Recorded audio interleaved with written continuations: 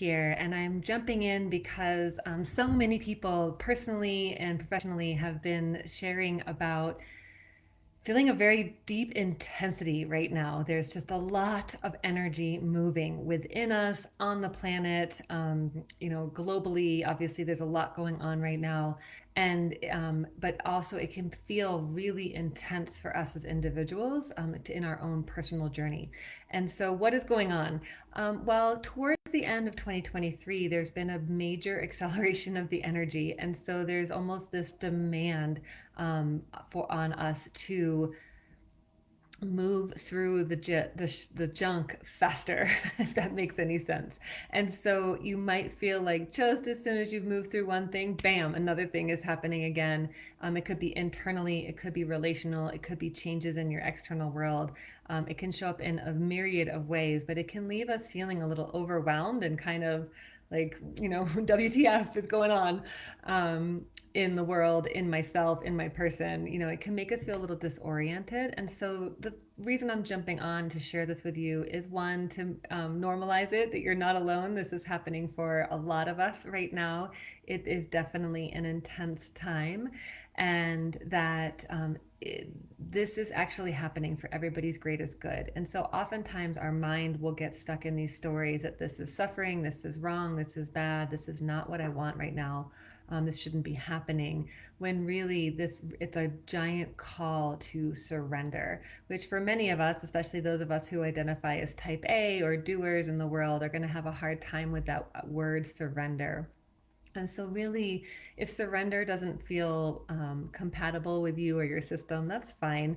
An allowing is another word. It's just, I'm allowing things to move and shift. I'm allowing my system to upgrade.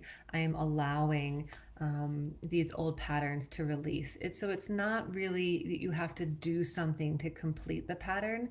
It's really just to come back into alignment within yourself and realize, oh, there's something happening here, and maybe it's beyond what my mind can understand right now, but I know that there's something happening here. I can feel that there's something happening here, and I step out of the way.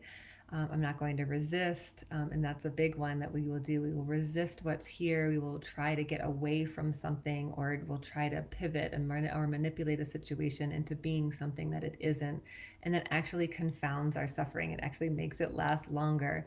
And so, if you can imagine being in the ocean, and rather than fighting the waves and trying to stay upright and trying to not move and trying to kind of lock your knees and stay in place, what happens if you soften your knees and allow yourself to be moved by the waves? What happens if you dive in all the way and allow yourself to be held by a more gentle current that's found when we dive deeper and dive in? And then what happens when we just continue to go out, maybe even beyond the white caps, and allow ourselves to float and be held by that ocean and let things unfold as they will? The other thing that's important to know about right now is that we're in the middle of a pretty significant eclipse cycle. And these 2 weeks are, I guess, really 4 weeks, because it's really 2 weeks on either side of an eclipse. So I guess I'm looking at my calendar, I guess it's technically a 6 week period, and we're right smack in the center of it. We had a solar eclipse last Saturday. We're having a lunar eclipse this coming, or the following Saturday, which is the 28th of October. And eclipses are really a time of completion. They're a time where things can come to an end. We can allow this, or we can resist this. When things come to an end, that can feel pretty abrupt. It can feel shocking, especially if we weren't prepared for it, or we didn't see it or know that it was coming. But it can also really be a time to go inward and look at the things that maybe you've been holding on to, patterns, how you're showing up in your work, how you're showing up in your relationships, which relationships you're showing up to, how you're showing up and committing to yourself. And it can be a really nice time to just notice how these patterns have maybe served you and how they no longer serve you, and invite in a spirit of embracing all that it's been, kind of really breathing and just noticing. When you notice with pure presence, what you're doing is you're actually harmonizing that experience. You're taking the charge or the polarity out of it by making up a story that this is a great thing that happened because blah, blah, blah, or this is a hard or bad thing that happened because of blah, blah, blah. And it's like, nope, this is just what happened. And we can really, if we can breathe and regulate our nervous systems as we just notice what it is that's happened, and then we notice and make space for the reactions and especially the emotions that might come up. And again, kind of imagining from your heart, like really connecting into that true heart of yours, and imagining it going down your arms and through your hands and kind of just offering that big embrace for all the emotions that come up. They don't need to make sense. You don't necessarily need to understand exactly what's happening. It might be hard for the analyzer part of you, but that's okay. There's room for that analyzer part here too.